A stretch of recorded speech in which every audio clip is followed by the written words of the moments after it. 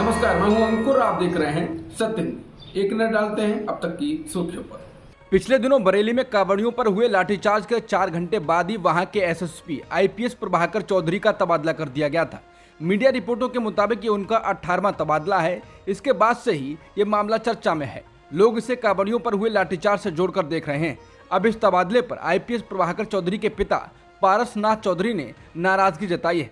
उन्होंने भाजपा को इसका जिम्मेदार ठहराया है। उन्होंने मीडिया से बात करते हुए कहा कि अब वो भाजपा के खिलाफ ही रहेंगे। आगामी चुनावों में भी कुछ इलाकों में तो भाजपा कभी भी जीतने नहीं देंगे। पारसनाथ चौधरी ने कहा कि बरेली में मेरे बेटे ने अच्छा काम किया है। अगर उस दिन जरा सी भी लापरवाही होती तो 10 से 20 कांवड़िए जरूर मारे जा सकते थे, लेकिन इस अच्छे काम का नतीजा उन्हें काफी बुरा मिला है, जिसका हमें बेहद दुख है। उन्होंने कहा कि प्रभाकर के तबादले का सबसे मुख्य कारण है उनकी ईमानदारी के कारण ही उनका तबादला होता रहा है। प्रभाकर नेताओं से दूरी बनाकर रखते हैं। वो उनकी गलत बातों को नहीं सुनते हैं, क्योंकि नेता उनसे गलत काम करवाना चाहते हैं। जब वो भाजपा नेताओं की बात नहीं सुनते हैं तब नाराज नेता उनका ट्रांसफर करवा देते हैं। यही कारण है कि आईपीएस प्रभाकर चौधरी का 2 या 3 महीने में भी ट्रांसफर हो जाता है। बता दें, रविवार को बरेली स्थित पुराना शहर के मोहल्ला जोगी नवादा में कांवड़ यात्रा के दौरान हंगामा हुआ था, जिसके बाद पुलिस ने कांवड़ियों पर लाठीचार्ज कर दिया था। प्राप्त सूचना के मुताबिक कांवड़ियों के जत्थे में शामिल कुछ कांवड़िया गैर पारंपरिक रास्ते जो मुस्लिम मोहल्ले में होकर जाता है उससे डीजे लेकर जाना चाहते थे। पुलिस ने उन्हें रोक दिया।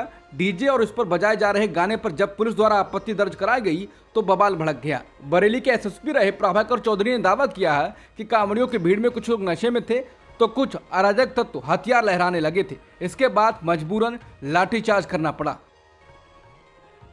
राज्यसभा में विपक्ष के नेता मल्लिकार्जुन खड़गे और सभापति जगदीप धनखड़ के बीच गुरुवार 3 अगस्त को तीखी बहस हुई। मुद्दा मणिपुर पर चर्चा के लिए प्रधानमंत्री को सदन में बुलाने से धनखड़ के इनकार का था। खड़गे ने धनखड़ से कहा कि आप पीएम मोदी का कुछ ज्यादा ही बचाव कर रहे हैं। इस बीच इंडियन एक्सप्रेस की खबर है कि विपक्ष किसी भी नियम के तहत मणिपुर पर चर्चा के लिए तैयार है। धनखड़ ने कहा कि वो फ्लोर नेताओं को अपने कक्ष में बुलाएंगे और समय की कमी के बावजूद और अन्य बाधाओं के बावजूद मणिपुर पर चर्चा की व्यवस्था करेंगे। राज्यसभा में खड़गे ने धनखड़ से कहा कि सर, आप इतनी छोटी छोटी मिन्नतें नहीं मानते। हमने प्रधानमंत्री जी को बुलाने के लिए कहा, आप उस पर भी सहमत नहीं हुए। आप पीएम का इतना बचाव कर रहे हैं, मुझे समझ नहीं आ रहा है। खड़गे को जवाब देते हुए धनखड़ ने कहा, हमारे प्रधानमंत्री का बचाव मुझे नहीं करना है। उन्हें ग्लोबल मंचों, अमेरिका के सीनेट में पहचाने जाने लगा है। हर भारतीय को उन पर गर्व होना चाहिए। आप कड़वी सच्चाई से क्यों भाग रहे हैं? भारत पहले की तरह बढ़ रहा है, वृद्धि अजय है, सभी ने इसमें योगदान दिया है। मुझे किसी का बचाव करने की जरूरत नहीं है। मुझे संविधान की रक्षा करना जरूरी है। मुझे आपके अधिकारों की रक्षा करने की जरूरत है। मणिपुर के मुद्दे पर पूरे मानसून सत्र में हर रोज हंगामे के बीच गुरुवार को संसद में हंसी मजाक भी हुई। राज्यसभा में विपक्ष के नेता मल्लिकार्जुन खड़गे ने कहा कि रूल 267 को सदन में प्राथमिकता देनी चाहिए। यही अब तक होता आया है और आज भी यही प्रचलित है। उपराष्ट्रपति जगदीप धनखड़ से खड़गे ने कहा, मुझे ये समझ नहीं आ रहा है कि ये प्रतिष्ठा का मुद्दा क्यों बन गया है। आपने ये भी कहा कि इसको स्वीकार करने के लिए कारण होना चाहिए। मैंने आपसे कल भी विनती की पर आप गुस्से में थे। खड़गे की ये बात सुनते ही जगदीप धनखड़ हंसते हुए कहते हैं कि सर, मैं 45 साल से शादीशुदा हूँ। मैं कभी गुस्सा नहीं करता सर, मेरा विश्वास कीजिए, कभी गुस्सा नहीं करता। इसके बाद खड़गे भी मुस्कुराकर कहते हैं, आप गुस्सा करते नहीं हैं, दिखाते नहीं, लेकिन बराबर अंदर से करते हो। लोकसभा में गुरुवार को राष्ट्रीय राजधानी क्षेत्र दिल्ली संशोधन विधेयक पर चर्चा शुरू हुई। इस पर गृह मंत्री अमित शाह ने कहा है कि राष्ट्रीय राजधानी क्षेत्र दिल्ली से जुड़े किसी भी मुद्दे पर कानून बनाने का अधिकार संसद को है। लोकसभा में चर्चा के लिए स्पीकर ओम बिड़ला वापस कुर्सी पर बैठे, जबकि केंद्रीय गृह मंत्री अमित शाह ने सदन में जवाब दिया। इससे पहले सूत्रों से खबर आई थी कि लोकसभा में गतिरोध बने रहने से नाराज ओम बिड़ला ने कह दिया था कि जब तक ये गतिरोध नहीं खत्म होता है तब तक वो सदन में नहीं आएंगे। गुरुवार को राज्यसभा में मणिपुर पर चर्चा के लिए विपक्ष और सरकार सहमत हो गए। इसके साथ ही ओम बिड़ला भी सदन में नजर आए। रिपोर्ट के अनुसार विपक्ष किसी भी नियम के तहत व्यापक चर्चा के लिए सहमत हो गया है, बशर्ते कि सभी दलों को अपनी बात रखने के लिए पर्याप्त समय दिया जाए। लोकसभा में दिल्ली सर्विस बिल पर चर्चा शुरू होने के साथ ही अमित शाह ने कहा, दिल्ली पूर्ण राज्य नहीं है, हमें कानून बनाने का पूरा अधिकार है। उन्होंने कहा कि जवाहरलाल नेहरू, सरदार पटेल, राजा जी, राजेंद्र प्रसाद और अंबेडकर दिल्ली को पूर्ण राज्य का दर्जा देने के खिलाफ थे।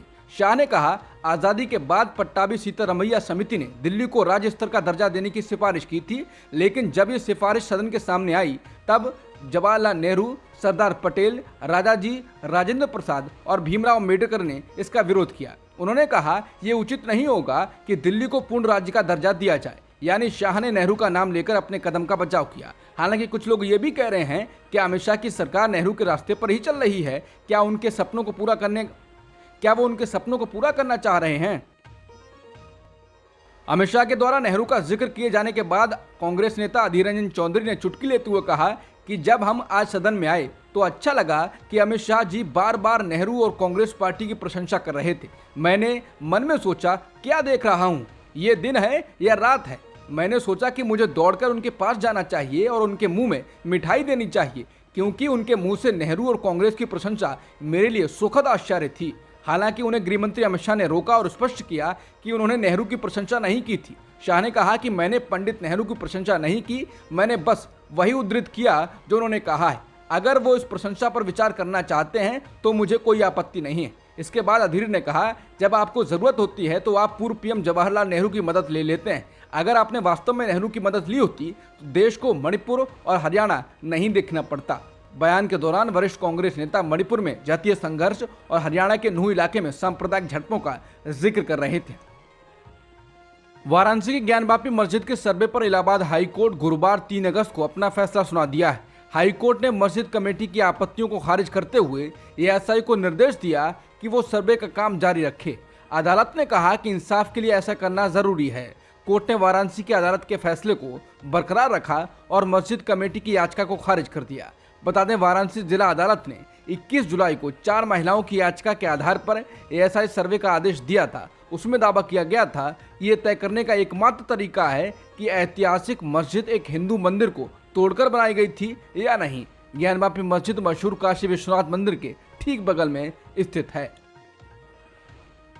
All India Muslim person law board के सदस्य मौलाना खालिद रशीद ने ज्ञानवापी में सर्वे के आदेश पर कहा है कि इलाहाबाद हाईकोर्ट ने एएसआई से सर्वे करने का आदेश दिया है। हमें उम्मीद है कि इंसाफ होगा, क्योंकि मस्जिद 600 साल पुरानी है और इतने सालों से मुसलमान नमाज पढ़ रहे हैं। हम चाहते हैं कि उपासना स्थल कानून पूरे देश में लागू किया जाए ताकि कोई और विवाद ना हो।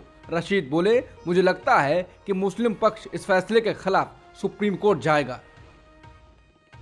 ज्ञानवापी पर अदालत के आदेश के बाद उत्तर प्रदेश के उप मुख्यमंत्री केशव प्रसाद मौर्य ने कहा है कि हम इस फैसले का स्वागत करते हैं। केशव मौर्य ने कहा कि हमें पूरी उम्मीद है कि एएसआई के सर्वे के बाद सच्चाई सामने आएगी। ज्ञानवापी का जो विवाद है, राम जन्मभूमि विवाद की तरह ही इसका भी निपटारा होगा।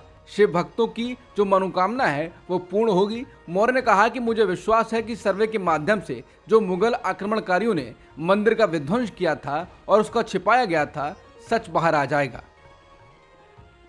हरियाणा के मेवात में हिंसा की वारदात रुक नहीं रही है। हरियाणा पुलिस ने गुरुवार को बताया कि मोटरसाइकिल सवार हमलावरों ने बुधवार रात नूह जिले के ताबलू में 2 धर्मस्थलों पर मोलोटोव कॉकटेल फेंके। इन्हें फायर बम भी कहा जाता है। इस बीच सरकार ने गुड़गांव, नूह, फरीदाबाद और पलवल में इंटरनेट बैन 5 अगस्त तक बढ़ा दिया है। पीटीआई ने पुलिस अधिकारियों के हवाले से बताया है कि नूह जिले के ताबलू में दोनों धर्मस्थलों पर बुधवार रात करीब 11:30 बजे फायर बम फेंकने की घटनाएं हुई, लेकिन घटनाओं में कोई घायल नहीं हुआ। इनमें से एक धर्मस्थल विजय चौक के पास स्थित है, जबकि दूसरा पुलिस स्टेशन के पास है। पुलिस ने कहा कि घटनाओं की जानकारी मिलते ही फायर ब्रिगेड की गाड़ियां भेजी गईं और आग पर काबू पा लिया गया है। उन्होंने बताया कि पलवल जिले के मीनार गेट बाजार में एक चूड़ी की दुकान को भी अज्ञात हमलावरों ने आग लगा दी। बता दें, सोमवार 31 जुलाई को नूह में भड़की सांप्रदायिक हिंसा के मद्देनजर नूह, पलवल, गुड़गांव और फरीदाबाद में धारा 144 लागू है। नूह हिंसा की वजह से चर्चा में आए मोनू मानेसर और बिट्टू बजरंगी अब अपने पिछले बयानों से पलट रहे हैं। मोनू मानेसर पहले ही कह चुका है कि वो नूह में 31 जुलाई को मौजूद नहीं था, लेकिन अब एक और गौरक्षक बिट्टू बजरंगी का बयान आया है, जिसमें वो कह रहा है कि हम 31 जुलाई को नूह की जलाभिषेक यात्रा में तलवार जरूर ले गए थे, लेकिन वो तलवारें पूजा के लिए थीं। हमने महिलाओं और बच्चों के साथ रैली में भाग लिया। क्या हम किसी पर हमला करेंगे? हर साल शांतिपूर्वक रैली भी निकाली जाती रही है। बता दें, गुड़गांव के भाजपा सांसद राव इंद्रजीत सिंह, जो केंद्रीय राज्य मंत्री भी हैं, उन्होंने इंडियन एक्सप्रेस को दिए इंटरव्यू में पूछा था कि हिंदू रैली में भाग लेने वाले तलवारें क्यों लेकर जा रहे थे, किसने हथियार दिए उनको जुलूस में ले जाने के लिए? कोई तलवार लेके जाता है जुलूस में? लाठी डंडे लेके जाता है क्या?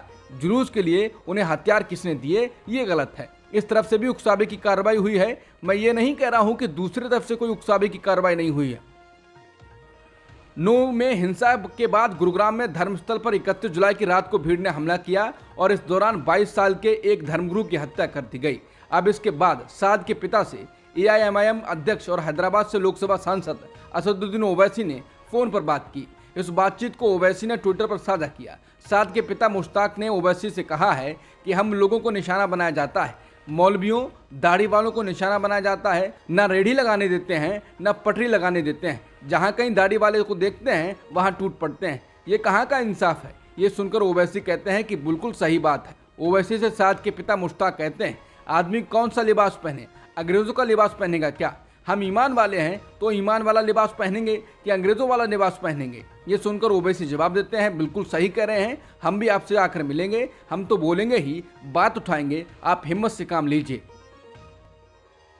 हरियाणा के सीएम मनोहर लाल खट्टर ने कहा कि दुनिया के किसी भी देश चले जाइए, हर व्यक्ति की सुरक्षा करना पुलिस के द्वारा संभव नहीं होता है। 130 करोड़ की देश की आबादी है, हरियाणा की 2 करोड़ 70 लाख आबादी है। इतनी आबादी पर हमारी पुलिस कितनी है? 50 से 60 हजार। उन्होंने कहा कि सद्भाव से ही सुरक्षा निकलती है। जब तक सद्भाव नहीं रहता है तब तक सुरक्षा को चैलेंज रहता है। आप ये मानिए, हर व्यक्ति की सुरक्षा ना पुलिस कर सकती है, ना आर्मी कर सकती है, ना आप और ना हम कर सकते हैं। सुरक्षा के लिए भी वातावरण बनाना पड़ता है। मौके पर तनाव ना बढ़े, इसके लिए फोर्स रखनी पड़ती है। अब तक की सुर्खियों में इतना ही। बाकी खबरों के लिए बने रहिए सत्यहिंदी.com के साथ।